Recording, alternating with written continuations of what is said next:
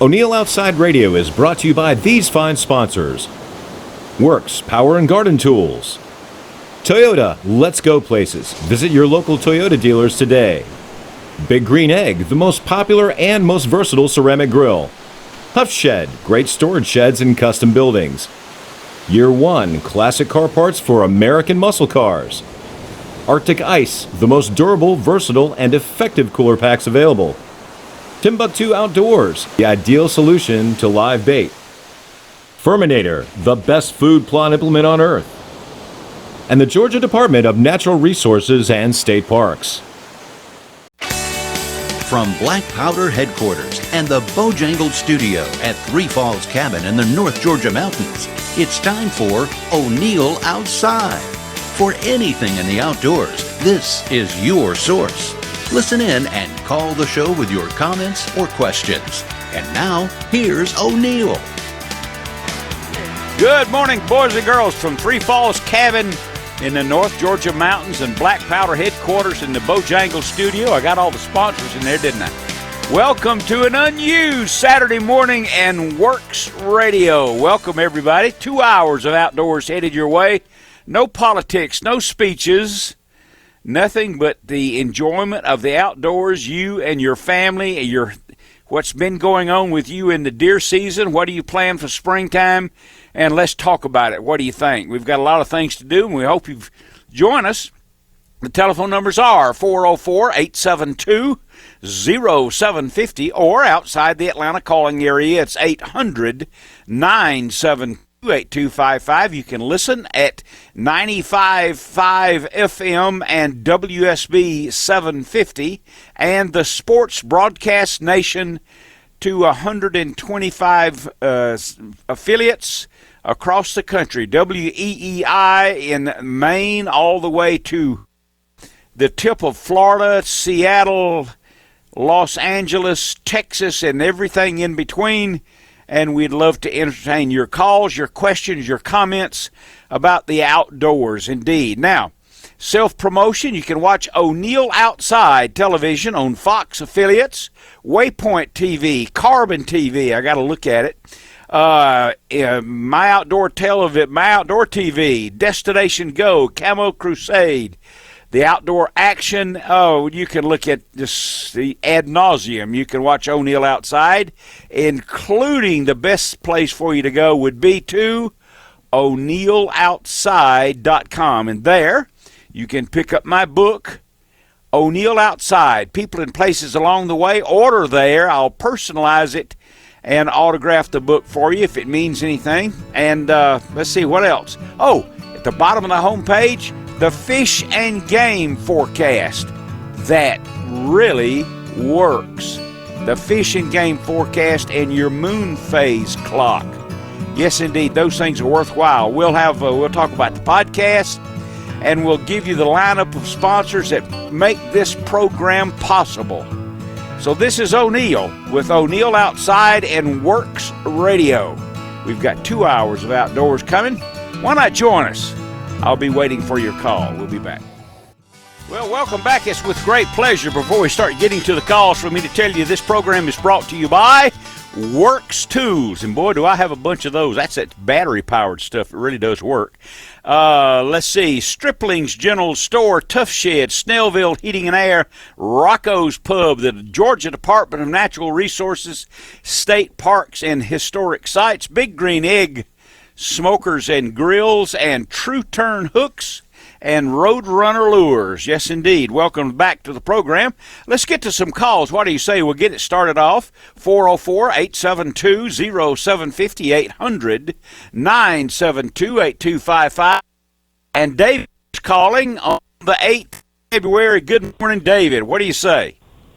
Hey, O'Neill. I don't know if you remember me or not. I've been out with you a couple of times. I actually went striper fishing with you in Lake Lanier, and we did pretty good. And then I wanted to go to West Point. What did we catch? Well, we didn't do too good that morning, but that afternoon we tore them up. We caught. I caught one that weighed 22 Oh, good. pounds. I like that. We were using trout, and we were just cutting them in half and just throwing them out there, and we killed them. And then about a month later, I well, wanted I'm to go. glad to hear that. A month later, I wanted to go down to West Point. I'd never been there, and you took me out on a place called Yellow Jacket Creek, and we got into them, and we didn't catch no big ones, but we caught a bunch between 2 and 4 pounds, mostly spots. But it was a good day. I really appreciate it. I learned a lot, and I hate to tell you, but ever since you told me how to do it. Has it been working all this time? Oh yeah. Well, I'm retired now. I just turned 65. I was in the military for a long time, and I just now I got injured in Vietnam, and I still can't walk real good, but I can certainly fish, you know. But I mean, you taught me a lot, and I went with Tommy Mike one time and didn't do too good, but I got with you. Of course, we went to Candy, what's the name? Candy. Anyway, that's where we met, up at Candy something up at Lake Lanier, her bait shop, and we had a great time. Only problem was I had to go. I had to use the restroom really bad. You let me off on the island. I went and sat on a log and got red ants all over me. So I paid the price of that. But we filled the cooler up with we didn't keep them. But I was going to tell you a story. I live in Rabun County up in Clayton, Georgia, and my grandmother has about a 6-acre pond or lake, and she stocks it with trout every year, you know. And anyway, the bass just kill them, you know.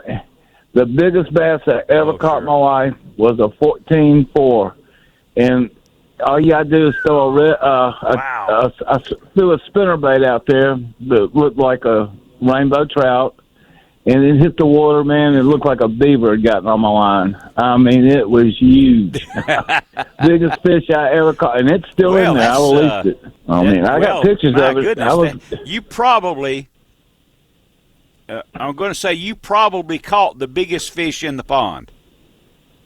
Probably. I've seen some big ones now. So they eat those trout, you know. I mean, they gobble them up, you know.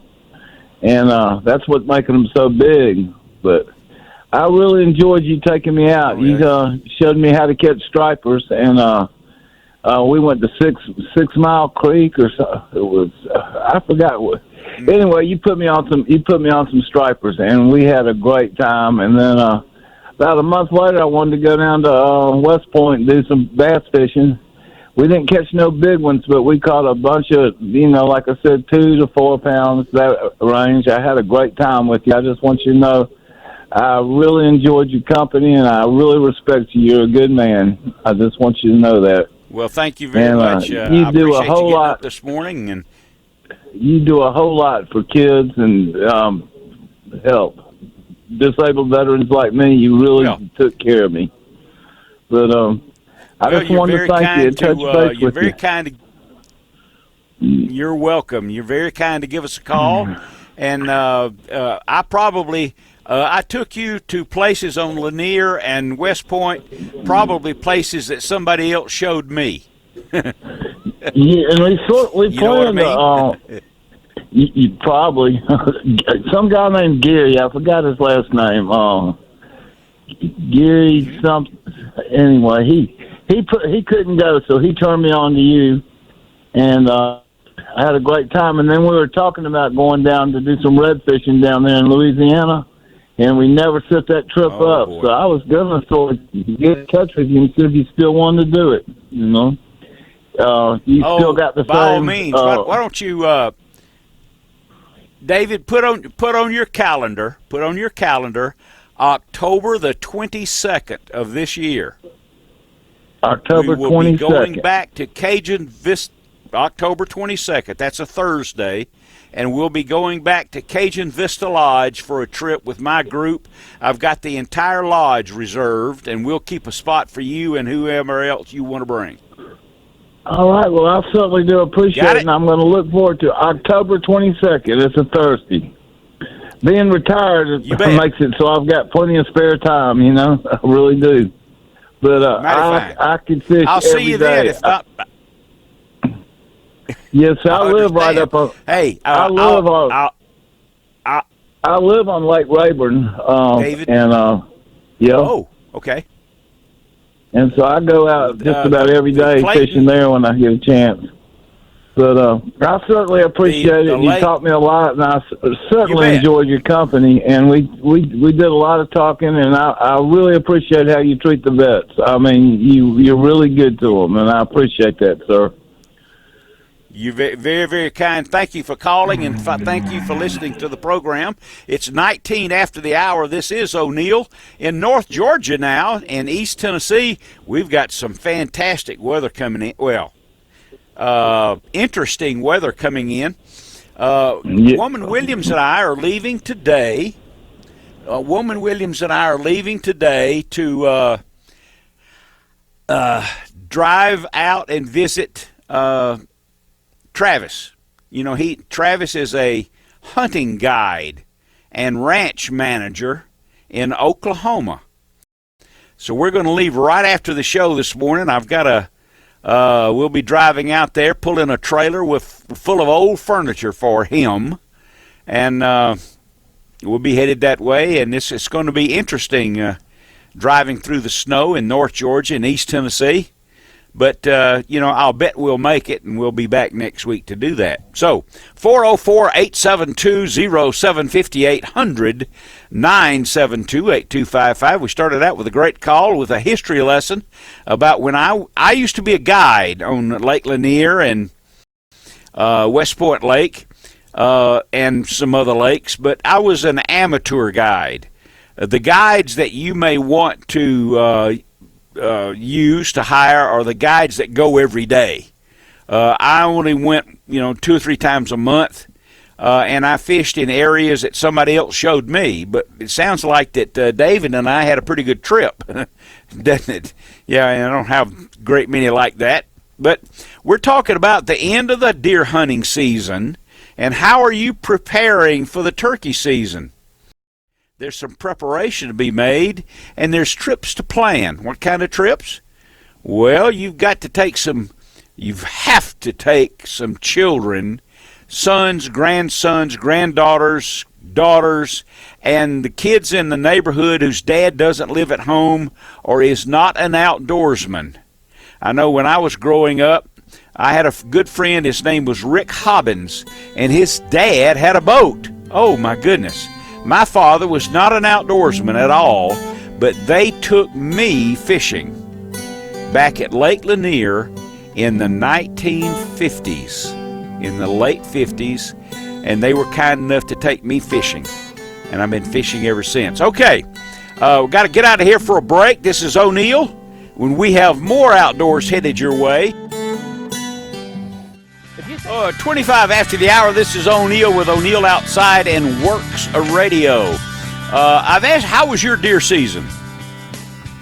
Was it too warm, too cold? Did you see a lot of deer, fewer deer, more deer? How did it work for you? Whether you're in Georgia, Tennessee, the Alabama season just ended. So they have a much, much later season, and that's a whole nother subject we'll talk about one day, how that got to be that way, when indeed the rut and the deer activity reaches its peak in that rut, and it's determined by the number of hours of daylight. Well, wait a minute. February daylight's the same as Georgia. Why is the deer season in February later and the rut later and longer? Okay. Well, we'll talk about that another day. You can visit O'NeillOutside.com, and you can leave questions for O'Neill, subjects that we can talk about. I'm no expert. I'm just an average outdoorsman, but I got a big mouth, and I've been at this for a long time. This is the 29th year of the radio show. Unbelievable. Okay, so you can visit O'NeillOutside.com, and in the middle of the home page, you will see the guest book. And you can leave your questions from no matter where you live, no matter where you listen to the program. You can leave your questions there at the guest book. So let's handle a couple of those. It may be interesting and a lesson for us, because whether it's the television show or the radio program, and whether it's from me or from my guest, if you listen, if you watch, then the idea about all this is that you learn more. So here's a question right here from James Symington in Findlay, Ohio. He says, I understand that the white-tailed deer are bigger up here in Ohio than you guys have in the South. Why is that? Okay. Well, it's a different deer. It's a different white-tailed deer. As I understand it, there are 36 subspecies of white-tailed deer in the United States and in North America. So, why is that? Well, it is a fact that with few exceptions, all antlered animals are larger the further away they are from the equator. The more difficult the weather, the longer the winter, the more sturdy, the bigger they have to be over eons of time, over thousands and 10,000s of years.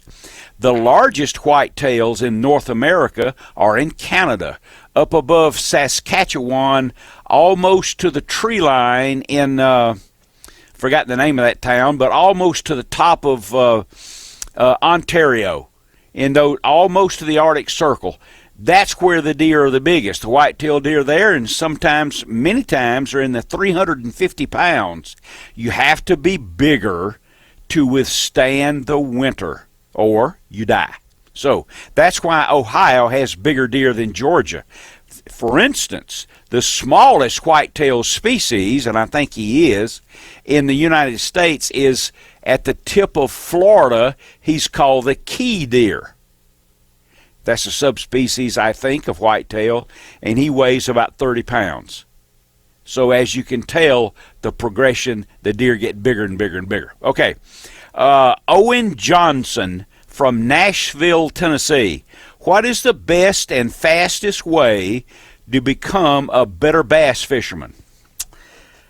Owen, the best thing for you to do, and I know it's not as popular as it used to be, join a bass club.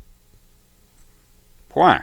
Well, you will be fishing with, no matter what your level, you will be fishing with a lot of different fishermen, doing their very best during the tournaments. You'll fish different lakes that you wouldn't ordinarily fish. You'll fish at different times throughout the winter, throughout the spring and summer, at times that you wouldn't ordinarily fish. The more experience that you have, the more that you can learn from somebody else in the club, the better bass fisherman you can be. I mean, let's face it. Other than a few styles, a few techniques, a more refined efforts during the day, bass fishing is the same thing it's been for the last 40 years. We use different baits, we fish deeper, we fish smarter, we've got better electronics, we've got better gear, but it's the same. So learn by going and fishing with at a bass club where you can learn a great deal more. Let's see if we have any more calls here before we get to the next question. 404-872-0750-800, 972-8255. Here's a question from Walter Johnson, and he writes from Columbia, South Carolina. I'd like to take my grandson fishing, so where should I go first, and what fish should I try to catch? Well, this is what I would tell you. Fish from a bank or a dock in a small pond where the fish can't leave. They're there. Fish with live bait or fish with fisher's choice with worms and crickets and pieces of shrimp. They're easily handled. Fish with light line with a reel that works, a Zebco, a Johnson Century, a reel that works. Children have no patience, if you will, for equipment that doesn't work. Use a cork, use a float, so that he or she can see the bite. Remember the old adage, and I believe it, the most beautiful sight when you're fishing is the hole in the water where the cork used to be. Catch brim. catch crappie. It doesn't matter. You don't have to catch a big bass. You don't have to throw a spinnerbait or a plastic worm. Just use some live bait. It's you going. You and him or her. There's no cell phone. Just go fishing. Do it this spring during spring break. Plan it and go and let them know way ahead of time that on a certain Saturday or a certain Sunday or a certain spring break day, you're going to go fishing. Look forward to it for a long, long time. Listen, it's just as thrilling to catch a 2-inch pumpkin seed brim as it is a 5-pound bass. So that's the place you should go, to a pond. You don't have to go to Lake Lanier. You don't have to fish the Gulf Coast. Just go. And they will remember it forever. Be sure and take lots of photos. So, 404-872-0750, 800-972-8255. We'll get to, let me mark these off. We'll get to more questions later from the ones that you send me this week at o'neilloutside.com. Leave your question, and we'll get to it next week. It's 33 after the hour right now. One of the things I want to chat with you about is those of you who travel and fish in different lakes for different species, different states. The following is easily solicited. Write to, over the internet, go to the different states. Certainly you start in Georgia, that's where I fish mostly, and get your fishing regulations. It'll be in a magazine or a book or several pieces of paper. Those laws change as time goes on. Stay up to date with the changes in the law, the fish limits. How many can you catch? How large do they have to be for you to keep them? Oh, let's go back to that question about where to take a child fishing this spring. What kind of pond, what kind of bait, and everything. Be sure and take a cooler, put Arctic ice packs in, and keep the fish. Clean them, and have them for dinner. It fulfills the trip for you and the child, the youngster that you took fishing. Clean them and eat them.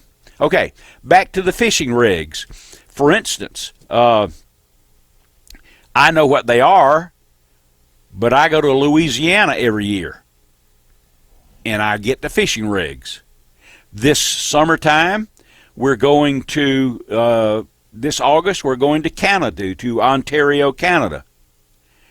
I need to know about that. I need to know about what the fishing rig, for instance, in Ontario, Canada, you cannot use a hook with a barb on it. Little things like that. It customizes the trip. It makes you the necessary expert. It lets you delve into the subject matter. It makes a huge difference. Know your regulations. After all, you don't want to get caught. That's one of the beautiful things about fishing and outdoors. If you're playing a baseball game, a football game, a basketball game, soccer, whatever the case might be, there's a referee on the field that if you cause a violation, he'll throw a flag on you and accuse you of doing that. And you will be penalized. The great lesson in the outdoors is you're on your own.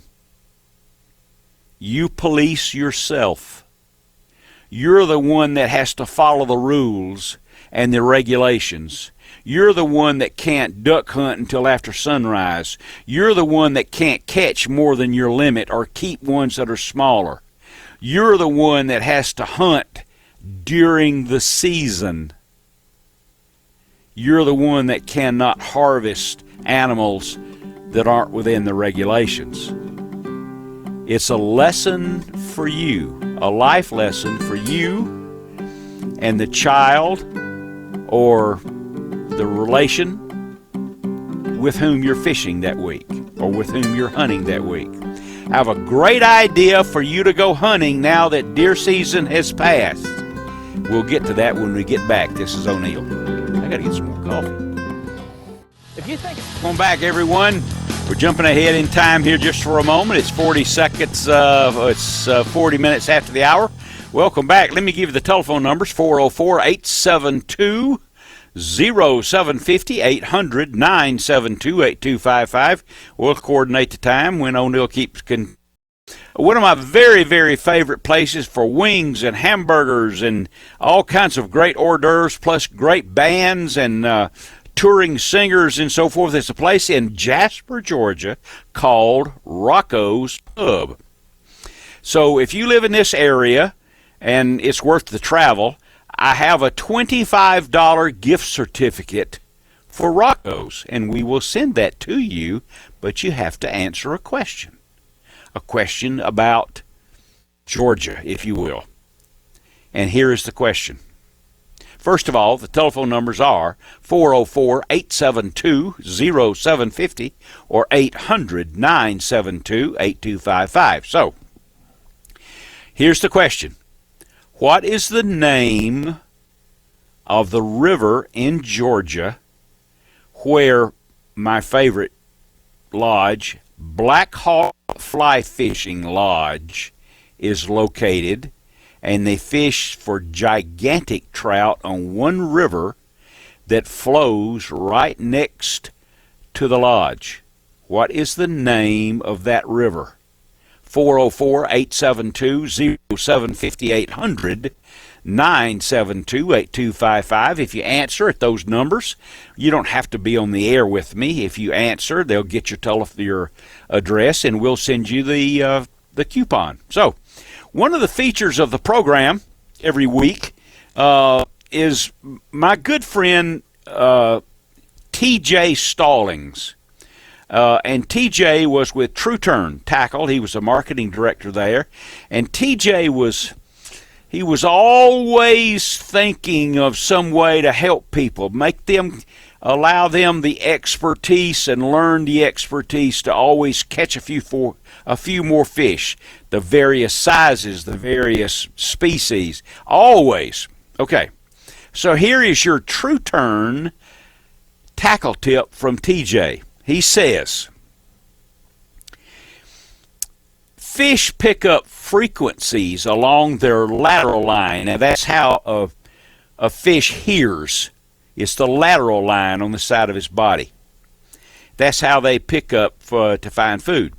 If you'll different sizes and rhythms, something that maybe wiggles real fast versus something that wobbles, if you know that you need to change those during the fishing day, if the big wobble bait is not working, if you'll change baits to something that wiggles faster, that is smaller, that you can retrieve at a different speed, then your likelihood is you bites and catch more spotted bass or stripers or largemouth or whatever the case might be. Be versatile and change the bait. And that's your True Turn tackle tip from TJ. He was a writer, a fisherman, an outstanding photographer, and a great guy. So we've got the Rocco's prize out there, and with the question about the river where the Black Hawk Fly Fishing Lodge is located. We've talked about it for many, many times. And let's see, it's 44 after the hour. We've certainly got time for this. Let's chat with John first from Lilburn. Good morning, Hey, John. good You're morning. on O'Neill Outside. Welcome to the program. Hey, how's it going? Can I guess and say Chattooga? Hey, No, John. I'm just kidding. How you doing? Listen, before you get into Good. before you get out of the woods, I had a question about the rut, and I know you're talking about fishing, but there was Okay. just one question that came up. That's my all brother right. and I were my brother and I were talking about the rut, and most of them I looked in the DNR guide for Georgia. It ends about Thanksgiving, and I always thought the rut was driven by cold weather. and usually by Thanksgiving it doesn't get that cold. I mean, we get snaps, but they said that the peak, except for the extreme southwest and extreme northeast, by Thanksgiving it's over with. So why do we continue to hunt other than harvesting through the cold months? Okay, here's my answer to your question. Okay. Deer activity is governed by several factors. Activity now, the number of does and bucks together, by the wind direction, by the effect of human intrusion or human activity, the amount of food. There's a lot of things that determine deer activity, cold weather, hot weather, and so on. However, the days of the rut are determined by the declining number of hours of daylight and nothing else. Is that right? That's why when the weather turned cold and when it snapped, the deer would go into rut. But it's the daylight hours. No, that's not at all. I'll be dog. No. So then why? I'll tell you. It's called. Let me tell you. It's called the photo period or photoperiodism. That's why I can tell you right now. In central Georgia, I can tell you the dates of the rut for the year 2025. It's right? exactly as it was this year. I guess you could. But I was now, now I might comment here. Comment. It's different according to the species of deer and their heritage. Because in North Georgia, in North Georgia, the rut is in December mostly. The rut in the Georgia coast and the Carolina coast is in October. Why is that? Because the number of hours of daylight are the same. It's because that deer or those deer were transported in and restocked in Georgia from different places. Yeah, and those deer can't help it. They're on the same those deer. Here's the greatest. I'll tell you the greatest. I'll tell you the greatest example. Ready? Georgia and Alabama have the same declining number of hours of daylight. Right. But mostly in Georgia, the rut is in November. Right. But the rut in Alabama is in late January. I wonder why that is. I don't know. It's because, I'm going to tell you. In Alabama, the white-tailed deer way down in southwest Alabama, over the centuries, those deer that survived, the fawns that survived, they from the springtime floods in the river, those deer eventually rutted late because they were born late because they survived the river floods. So those deer were the ones that were used to stock most of Alabama. Okay, yeah. So those deer rut late because they were born late. And in Georgia, most of the deer were stocked from Wisconsin or Ohio or Indiana or wherever, and those deer rutted in November, and they always will rut then. So there's your difference. It doesn't have anything to do with the weather. Well, see, those other things that I mentioned to you affect the activity. Well, but not the actual rut. Not the actual rut, yeah. I'm a dog. You get around, don't you? There you are. Okay. Well, thank you very much. I can assure you somebody told me all that. Well, somebody told me that. That's where I learned it. And now you should pass it along. But John, you should look it up. Just don't take my word for it. Well, I it'll be fun, and then you'll know more. On it, and you Yeah, there you go. There you go. All right, we'll get on with your fishing. Well, and I I've appreciate heard. it. Okay. Yes, sir. You betcha. No. Glad you called, my good friend. I will see you. I will see you soon, I hope. Now let's answer our question about Rocco's, and the question was, what is the river whereby Red Hawk Fishing Lodge, Black Hawk Fishing, is on the river? And let's talk to Tony. He's calling from Talking Rock, and let's talk about that, Tony. What is that river that runs next to Black Hawk fly fishing? Oh, did I not bring him up? Okay, I'm sorry. Okay, now I have Tony. It's Tony. the Sequoia River. The Sequoia, have you ever been on it? No, sir, I sure haven't, but I hope to get to someday. I hope you do too. I would tell you, and I am not what you would call a super experienced fly fisherman or a trout fisherman. I only go a few times a year. But I don't know of a better mountain trout stream in the east coast of the United States other than at Black Hawk on the Sequoia River. On a given day, Tony, on a given day, you'll catch a half dozen or more rainbow trout over 20 inches. Well, that would sure be an awesome trip for sure. That's exactly right. Do we have your information now about where to send your coupon? Yes, sir, you sure do. Okay, well, we'll see you there maybe one night. Enjoy Rocco's. All right, thank you, sir. You bet. Thank you, Tony. There All we right. go. That was good. You bet.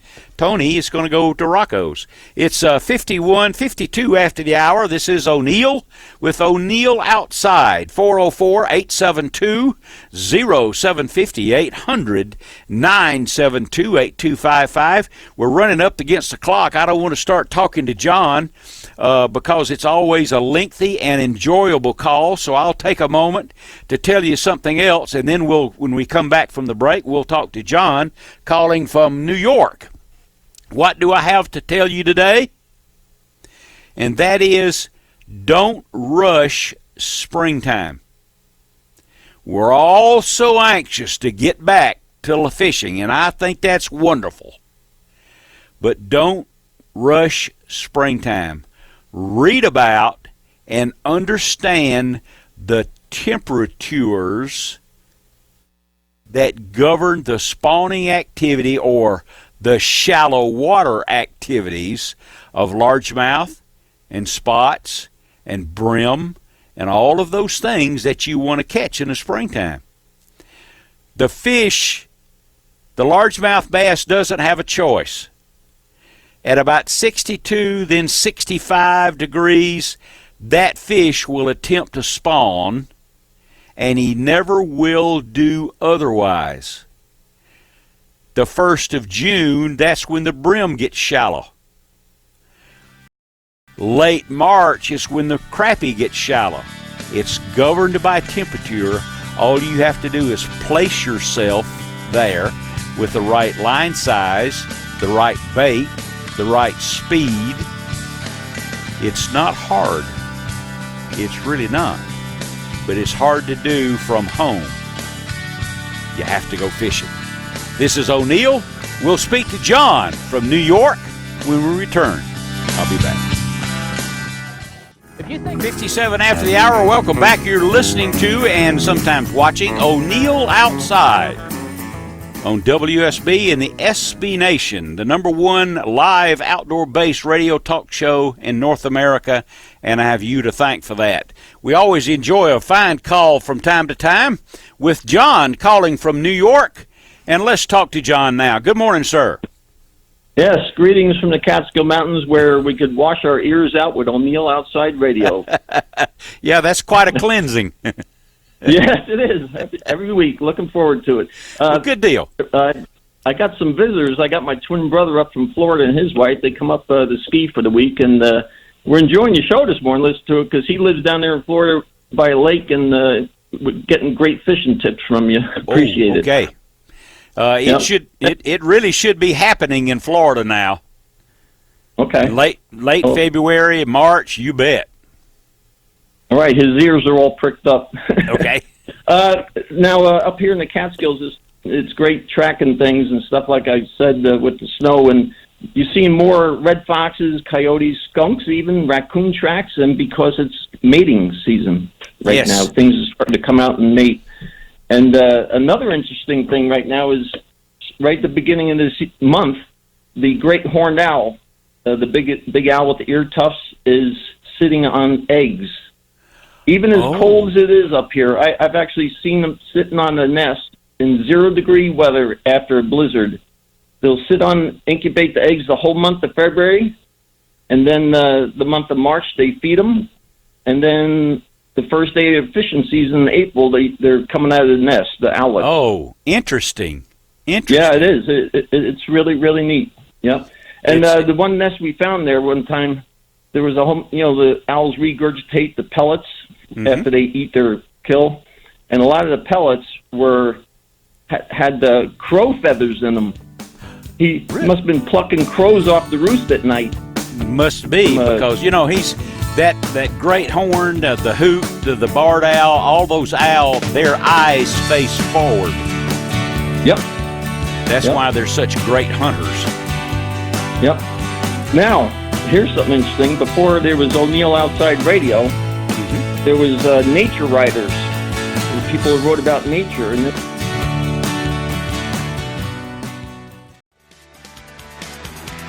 yeah, it's 12 after the hour. You're listening to O'Neill Outside and sometimes watching. And right now, we're resuming our call with John in the Catskill Mountains of New York. Good morning, John.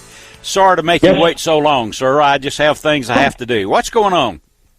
Like I was mentioning before, there was that O'Neill Outside Radio, and matter of fact, before there was even radio, there was great nature writers. Writing in the nation. And one was John Burroughs. He lived up here in the Catskill Mountains, grew up here, and he just north of us, actually. He wrote extensively and made people visualize things. He was very descriptive in his writings. Oh, good. He was an angler, not much of a hunter, but he ended up getting friends like Henry Ford, Thomas Edison, Harvey Firestone, and they went camping together. It was very well publicized and documented. And I got to tell you one thing. It was kind of funny. I went to an open house at his where he was born, and his granddaughter was still alive, and she was answering questions. One thing they had is the old phonograph with the bell-shaped speaker. Mm-hmm. And she said at John Burroughs' funeral in 1920, he requested a record be played at that funeral. Well, it was going along fine, but the record player broke down. Oh. Well, Thomas Edison, who invented that phonograph, he repaired it. Oh, my goodness. He was right there. He repaired it to get that record to get going back again to finish the funeral. How about that? What a great story. Yeah. Now, sometimes my light bulb doesn't go off too bright, but when you get in a car seat and it's real cold, like we do up here, those closed cell foam hunting things we sit on in the woods? Yes. That a lot of people strap to their belt.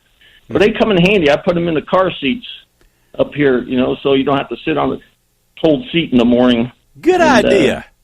I'm just throwing that out for some people. But no, we're just enjoying the winter. It's back with a vengeance. It's 13 degrees here right now. Oh, my goodness. Well, yeah. You've seen it and felt it before. Oh, yeah. Yeah, plenty of times. Yeah. You bet. Yeah. Hey, just one more thing. Okay. I got two oddballs that returned for the winter this year. I got a robin, a lone robin that eats these. We have a tree, a flowering crabapple tree, and he stays the winter, and then he roosts in the spruce tree for the night. And also a weasel in this old farmhouse. The weasel comes in every now and then and cleans the house of mice. And this is the second winter he's made his presence known. He comes in and out, comes and goes as he pleases. And interesting enough, the long-tailed weasel, he didn't turn white for the winter. This is the second year in a row. Oh, not enough they snow. almost always, Yeah. Well, I don't know. They almost always turn white, but sometimes some of them don't. Well, maybe he's getting old. I seen him up top of the mountain during the hunting season. Oh, and my here goodness. he made his way. Yeah, he made his way down to here. He comes and goes as he pleases. Yep. John, it's always good to hear from you, sir. Yes. You take care. Thanks. You bet. I hope you have a pleasant week. There we are. And so now let's chat with, I've been holding on quite a while. So we've got time for a talk to the Roadster. What do you say, Roadster? I hadn't heard from you in a few weeks. Good morning, Big Shorty. What do you say? The nice thing about what happened is I cannot believe I was thinking about Tommy Mike. Okay. Is he and his family doing well? Yes, I think so. I usually when I travel to Montgomery to call on True Turn and Whitetail Institute, the clients there in Alabama, I will give Tommy a call. I was concerned. I always enjoyed his contribution to your show. I was actually going to call that. He was one of the guys I'd like to go fishing with, and that guy, one of your callers just a while ago, brought his name up, and so that helped me. And another thing, love and prayer to Rush Limbaugh. Oh yeah, well, he's an icon, that's for sure. I want to talk to you about if I've got time. Talking Sure. about we moved to Doraville from Drew Valley off of Buford Highway in 1958. I'm a native Atlantan. Now, I think you are. Are you not? Yes, I am. Okay, one of a few. When we moved here, between 85 and the railroad tracks, and it's like where Towers, the beverage store is on Buford Highway. That was all country farmland. Within that area, we had 4 wild covey of quail. We had unlimited doves. We had a red and silver fox. Oh. It was a wonderful place to grow up and hunt, to learn hunting with my Mossy Model 100, 20 gauge bolt action shotgun. It was a wonderful. O'Neill, I doubled with no dogs on wild quail, doubled up twice, 2 times, and almost got 3 shots off with my Mossy 100. But it was a wonderful place to live, and I don't know how it could ever be any place better. Well, there are. You just have to search. You have to search for them and travel farther. By the way, I need another.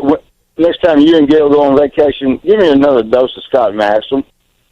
Oh, okay. Scott will be here on the 22nd of this month. Well, it's your convenience. I love you guys, and thank you for listening to me. You bet. I appreciate you calling. I really do. Let's see. It's 19 after the hour. I've only got a couple of minutes. Let's wait for Alan. Why don't you hold on and through the break, if you don't mind, because you've got a subject there I want to discuss about taking children fishing. So we'll just chat here just for a minute and remind everybody about the telephone numbers, 404-872-0750 and 800-972-8255. I hope everybody enjoys their. Have we done the radio prize package? We haven't done that yet. We will do that upon our return, the radio prize package.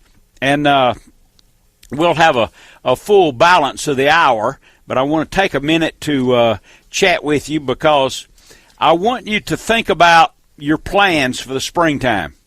And that's going to go into the call that I'm going to have with Alan in a few moments. Make the springtime something special. Is it a basketball game? No. Is it a football game? Maybe. All that's special. But what's the most thing that's special is to take a kid fishing. It doesn't have to last all day. 2 or 3 hours. And we're going to talk about that when we get back, along with the radio prize package. So you'll have to put your brain in gear. This is O'Neill with O'Neill Outside. Now, one of the things I want to get out in front for us to talk about when we get back to is, what do you do now between the end of deer season, which is over even in Alabama, which is a late season? What do you do before fishing really cranks up? What do you do in that period of time? Go squirrel hunting. You can take a kid with you. You can use a single shot hammer, 410 break action. Go the two of you. You'll get a lot of shots, a lot of. Be sure when you harvest them, and it takes two people because you get to walk around the tree because the snow will flatten out coming again. Tree difficult to see. If you have two people to walk around the tree, you can find him. So harvest the squirrels. The limit here in Georgia is about 12. I know in Louisiana, think about this, and I got to go. In Louisiana, squirrel hunting is so popular that's... Alan, stay right there. We'll be back.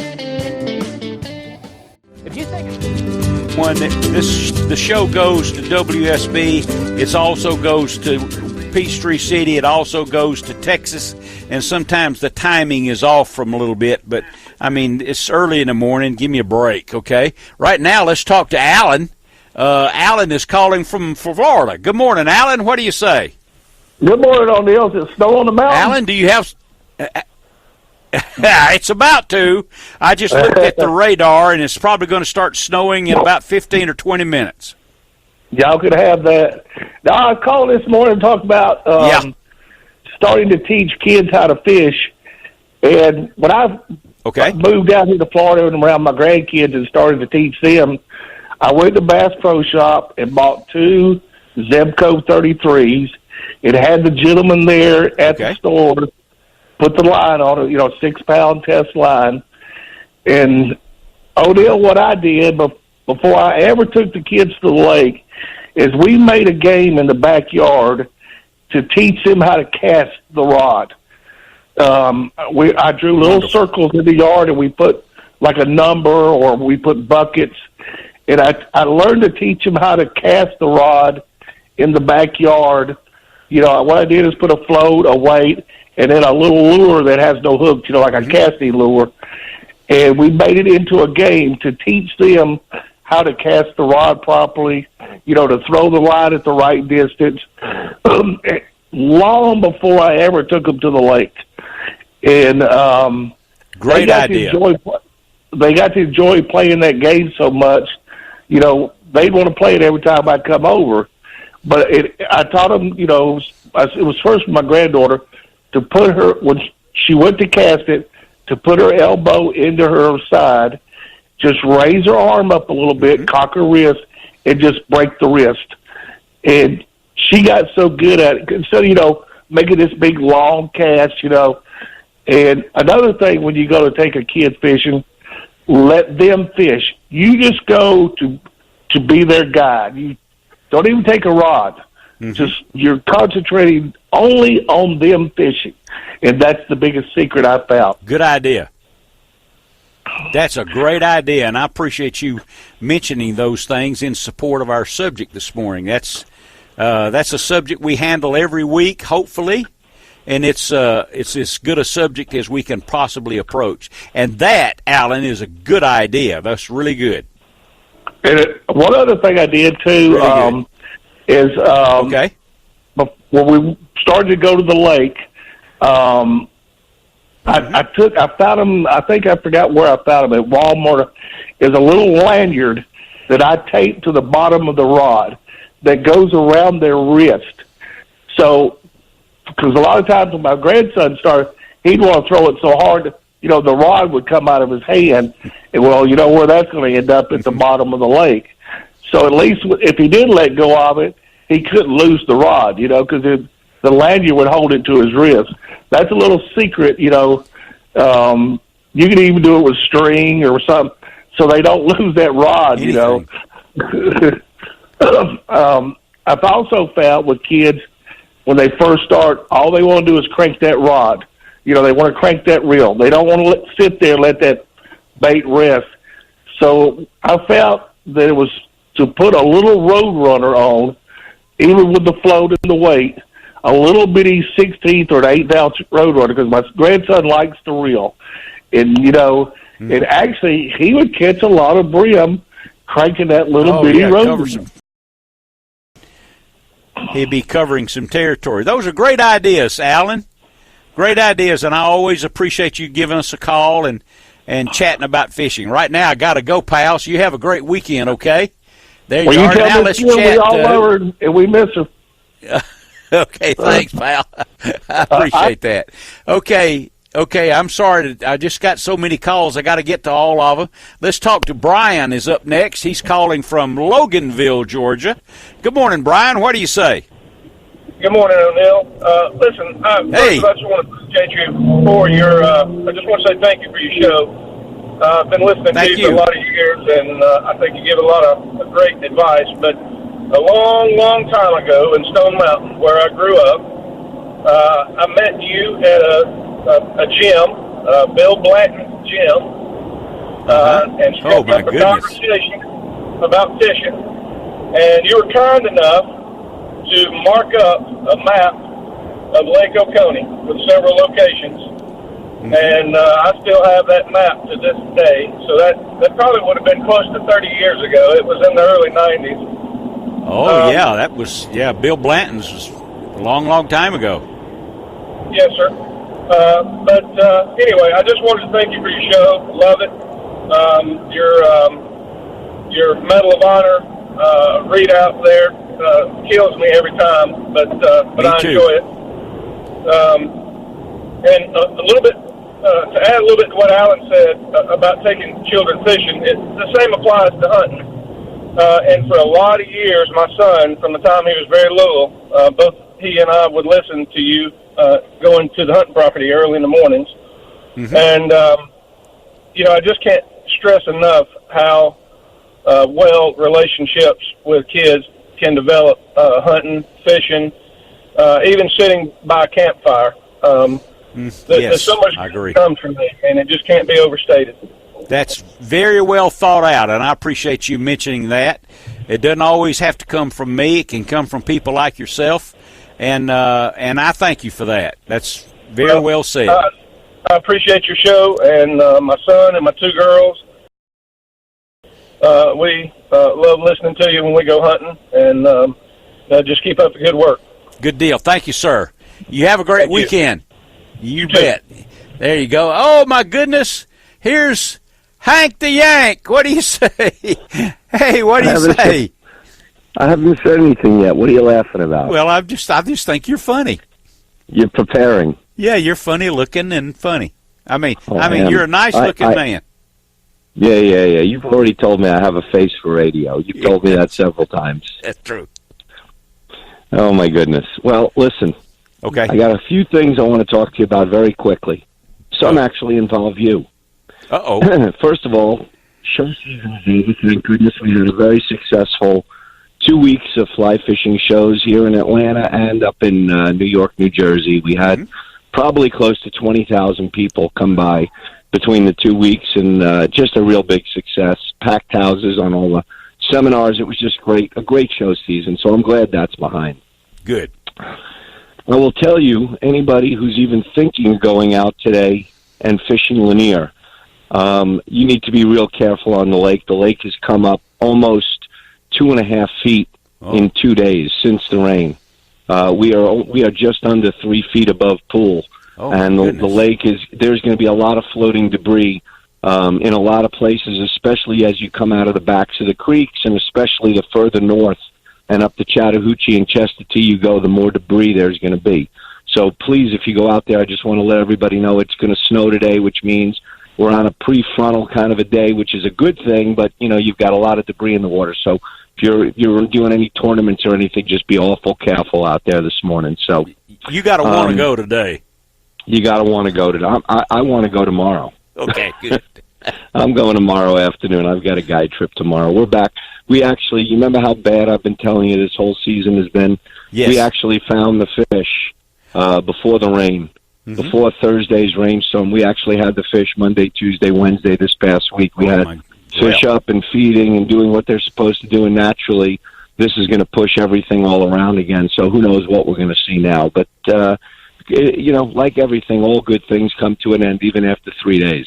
You bet. But I wanted to tell everybody real quick, just let them know, if anybody out there wants to hear a really good podcast, they need to go on North Georgia Fishing on Facebook. You can Google it on YouTube, North Georgia Fishing, and they can listen to a great podcast of O'Neill Williams and just his story.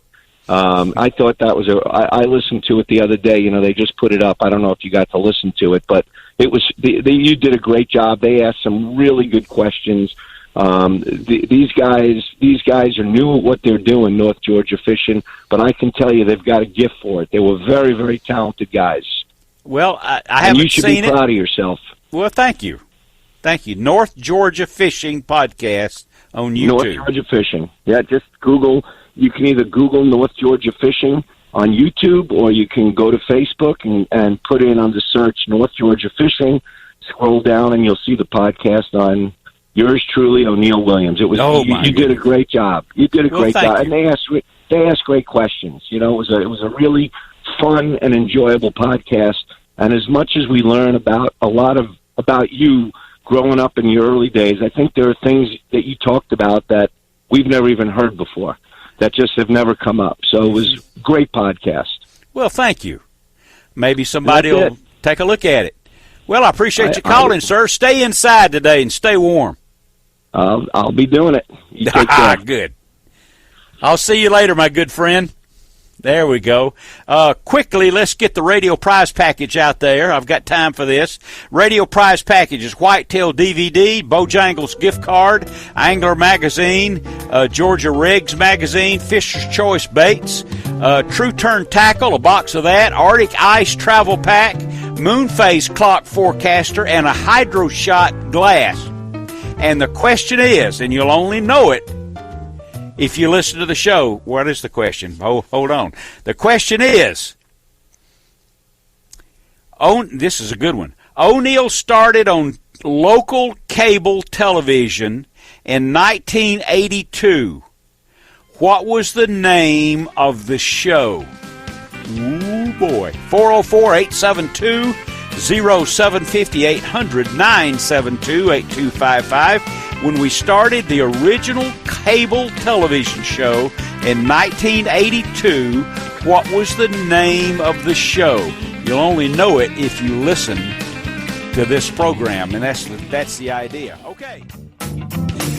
40 minutes after the hour, this is O'Neill. Let's get to the calls. I've been holding on quite a while. Number one here is Dave, and he's calling from Atlanta. Good morning, Dave. It's O'Neill. Hey, good morning, O'Neill. They say everything in life happens for a reason. I'm an over-the-road truck driver. I just went to Atlanta up the 285, heading home with a 60-foot load of rebar. I live in Spartanburg, South Carolina, but I was born and raised down in South Florida. I professionally fished down there my entire life. I inshore fished, I charter fished offshore. I'm just kind of curious as to what states and what type of fish that you've actually fished for over the years. Well, I used to tournament fish, not big time. I'm not good enough to be in the Bassmaster or the FLW tournament trail, but I first fished all over the Southeast, all the way to Canada, the Great Lakes, New York. I fished next to in the Hudson River in New York for bluefish and stripers. So because of the television show, I've gotten around. How about you? Like I said, I was born and raised in Fort Lauderdale, Florida, and I fished Key West all the way up to Jacksonville, Florida. I fished pretty much all of the West Coast, from Panama City, Destin, all the way down to Captiva, Naples. And you were talking earlier about the guy True Turn, talking about the lateral line on a fish. You ever heard of a snook? Yes. Okay, they're in freshwater and saltwater, and they wind up getting in freshwater because when the spillways are open, dumping the fresh water out down in South Florida. That's how they wind up coming up the brackish canals from like the Intercoastal, and they work their way back up inside. Next thing you know, they're in a freshwater lake. So, yeah, we catch them down there. But there's something unique about a snook that a lot of people don't know. And you mentioned that lateral line. Mm-hmm. On a snook, on that black lateral line on a snook, you can take a scale with the tip of your knife, and you can pull a scale off anywhere you want on that fish's body, but then pull a scale off right on the black lateral line, and every single one of those scales on that black lateral line will have a pinhole dot in it. And a lot of people don't understand, like tarpon, they have a lateral line, but it's not outstanding like a snook with that dark line. And a lot of the fish that have that lateral line, they will also sense the barometric pressure changing. Absolutely. Which could be a turn on or a turn off with a cold front, a warm front, and vice versa. I did a lot of snook fishing. I did a lot of tournament fishing, freshwater and saltwater. I used to fish a lot of tournaments up on Lake Okeechobee, a lot of tournaments out at Everglades Park, out in off of 27 out in the Everglades. There's a little place out there called Holiday Park, but your show is intriguing. I was just flipping through the channels, and I mean, all these years I've never heard of you, and you remind me of an old timer that I grew up with, and you may have heard of him. He's a hell of a fisherman, and he's also wrote quite a few books, and he writes a lot of articles for Florida Sportsman, which is the magazine down in Florida. And his name is Steve Kantner. I don't know if the name rings a bell or not, but he is very well known. He is very well known. He has wrote a lot of books, O'Neill, a lot. And you remind me a lot of him the way you talk. See, okay. I grew up in this industry where I build all my own rods. I build all custom rods, for anything from fly rods, I fly fish, to spin rods, to bait casters, to conventionals, to offshore stuff, deep drop for swordfish.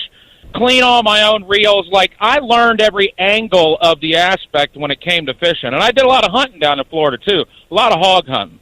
Oh, yes. Down there in the Everglades, there's no shortage of hogs down there. And I hunted a lot up in Ocala. The Ocala, they got a lot of problem with the hogs up there destroying the orange groves, because them hogs love those orange trees. Mm-hmm. Something about that citrus that they just love. But, you know, I've never heard of you in your show. I just mesmerized, man. Just driving, 80,000 pounds, heading home to mama and the kids. And I understand. Well, I thank you for tuning in. Now you'll have something to listen to on the road from 4 a.m. to 6 a.m. on Saturday mornings. Yes. See, I'm trying with the schedule I have. I can't find the time since I moved from Florida with the family 4 years ago. I know I talked to a few people at Cabela's. They say that they got a great fishery in South Carolina. They say a lot of the lakes up here got a lot of stripers. I mean, 25, 30-pound stripers up here. I just don't know where. I mean, I see videos of guys catching 30, 40, 50-pound catfish in the rivers up here. I'll pull on those things all day long, man. I like something that pulls. I just don't have the time to find it, and my son is upset because he just hates it up here. He wants to move back to Florida. Oh, boy. And I 47 years of that place and the heat, I just, I needed a change. And I just love the Carolinas. It's beautiful. Southern hospitality is second to none. Great people. Yeah, people. Man. But well, thank you for having me on, O'Neill. Seriously. When does your show air? I mean, how do I keep track of it? It's 4 a.m. to 6 a.m. Saturday mornings only. Okay. And what station? The same station that I'm on now? Because I heard you say AM, too. Yeah, it's AM 750 or 95.5 FM, and you may be listening on one of the sports broadcast nations also. Okay, SB good Nation. Deal. What's enjoy the rest. What's the frequency now? What station are you on? Hold on one second here. I gotta figure out. Don't distract your driving. I'm trying to get out of the screen that it was actually on. 955. Okay. 95.5 FM out of Atlanta. Yeah, 95.5. Okay. Hey, listen, but call more often. Thanks for having me on, man. You have a great weekend. It was nice meeting you, and I'm looking forward to listening to more of your show, man. I really appreciate it, You man. bet. It's like I said, Call it's anytime. You got it, buddy. Thank you, O'Neill. You bet. We'll talk fishing. Have a good day. You betcha. All right, it's 57 after the hour. He's been holding on quite a while. Let's talk quickly to Wade is calling from Kentucky. Good morning, Wade. Morning, O'Neill. How you doing, buddy? Good. Going to ask you a quick question. We left Florida and come through Caravel, headed back up, and about 4 o'clock in the morning, and hit a long stretch, nowhere in sight, 2-lane road. Deer everywhere. I mean, we've seen deer everywhere. We crossed over into Georgia. It was getting daylight. And didn't see that many really till we got up to where we started from that coastal plain to the little road in Piedmont. We've seen a few coming up through there and then didn't see nothing. But now, those deer down there are extremely active as far as like getting out and feeding. But when we hit Middle Tennessee and Lower Kentucky, there were a lot of been hit on the road. Is it the rut still going on in that area? No, absolutely not. Okay. I don't know what might be causing that other than coyotes Well, or hogs. they had 3 and 4 days of rain, and that might have had something to do with it. Well, that might have moved them around a little bit. It was blinding rain when we were coming through Chattanooga. Yeah. I mean, Probably scary so. rain. They're probably hungry. Oh, yeah. Ranging you know around. What day is, huh? You know what day is? What is it? The day before. Yeah, I know. I noticed that last night. Yes, indeed. Yeah, Bright as can be. You bet. Yeah, the full moon. All right, here's a tip. Here's something that you'll find unusual. Then I'm going to go to the Medal of Honor. Yes, sir. From the distance from the Earth to the Moon, which is about 270,000 miles. Okay? You could put all of the planets in our solar system between here and the moon. Wow. Boy, the things that you learn on this show. Call back as often as possible, Wade. I always appreciate it. I'll call you next week. We had a long drive, didn't get much sleep, and Gary left yesterday morning early for St. Louis. And I got called in my sleep. I woke up 3 o'clock this morning, called Jason right on time. He goes, you don't talk to him? I said, not shit. Got to have some coffee. Yeah, I'll see you, pal. Okay, we'll talk to our radio package, prize package winner in a moment. But right now, it's time for the Medal of Honor. Honor, courage, and strength of character. These qualities are embodied by the recipients of the Medal of Honor. Now let's recognize this week's Medal of Honor recipient on O'Neill Outside. Private First Class James Diamond, Army, Philippine Islands, May 1945. As a member of the machine gun section, James displayed extreme gallantry above and beyond the call of duty. When a Japanese sniper rose from his foxhole to throw a grenade, James charged and killed him. Then, by delivering sustained fire from his .50 caliber weapons upon all of the pillboxes, he immobilized them and allowed his remaining soldiers with him to put their guns into action. When 2 infantry companies established a bridgehead, he voluntarily assisted in evacuating the wounded under heavy fire, and then, securing an abandoned vehicle, he transported the casualties to the rear through heavy mortar and machine gun fire. The following day, listen now, he again volunteered, this time for a hazardous job of repairing a bridgehead under heavy enemy fire. On May the 14th, 1945, when leading a patrol to evacuate casualties from his battalion, which was cut off, he ran through a virtual hail of Japanese fire to secure a position for the machine gun. Though now mortally wounded as he reached the gun, he succeeded in drawing sufficient fire upon himself so that the remaining members of the squad could reach safety. Private James Diamond died May 1945. It's 51 and a half after the hour. Let's get our winner, and the question is, what was the original name of the O'Neill Outside television show in 1982? And Steve is calling from Florida. What is the answer to our question, Steve? The Metro Fishing Report. That's the Metro Channel Sports Fishing Report. It was a 15-minute show, and we probably had an audience of about 50. Right. Well, how did you know that?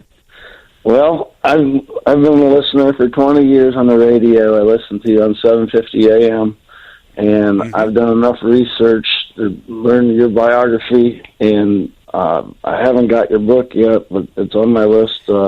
Maybe Santa Claus will bring it later this year. Okay. And I hope so. It's available. Just like preparing for fishing or hunting, do your research, find the habitat, and you'll have success. Good deal. Hey, listen. Thank you for listening to the program and your participation, and it'll take a couple of weeks, but we'll get you the radio prize package, and I hope you enjoy it. Thank you so much. Have a great day. Thank you, Steve. I'm glad you called, my friend. There we are. Okay, 404-872-0750, 800-972-8255. I made it through the Medal of Honor without crying. That's It's according to what else is going on in your life. But Private Diamond, the ultimate sacrifice for his country and his fellow soldiers. And believe me, as I say it every week, James Diamond is a hero. He's not a professional athlete, not a rock singer, not a politician, but he's a hero. Well, it's almost time to hit the road, but we've got one more call we want to try on here. Clyde is calling from Atlanta. Quickly, Clyde, what's on your mind, sir? The Wall Street Journal had an article about a wild pig from Spain. They say that it's ruining farms and threatening farm animals south of Columbus and Lexington, Savannah. And that it's legal to hunt it. Is that true? Well, those pigs originally came off the boats. All those pigs came from Spain. I doubt that there's a brand new one. But, yes, there's open season on hogs 365 days a year. They are an invasive species, and they do not belong here. Are they in Alabama or Mississippi or Florida?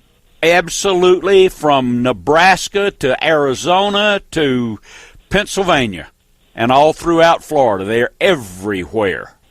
But there's no way to eat them. They're not big enough to eat, right? Oh, absolutely. Yeah, I mean, my biggest weighed 500 pounds. They weigh 500 pounds? Yes. Where do they live? I've been through South Georgia. I do work for farmers, and I've never seen a 500-pound pig anywhere near the road. Is this something that are they hiding? They're night creatures. They're nocturnal, basically. Are you pulling my leg? This sounds no. I wouldn't. This sounds made up. Sir.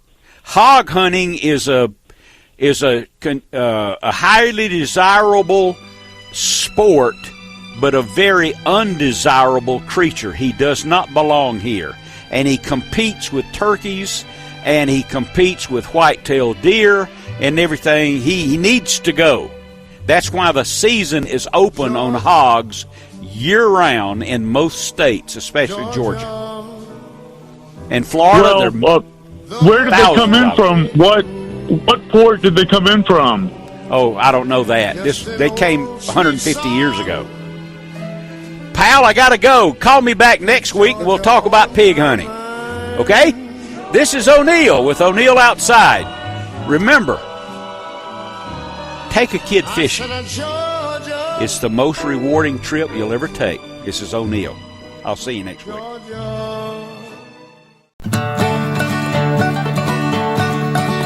I once asked a mighty hunter, coming home from the field, how he came to possess such mighty hunting and fishing skill.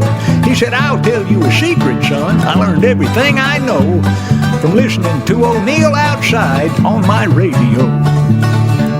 O'Neill, O'Neill, O'Neill Outside.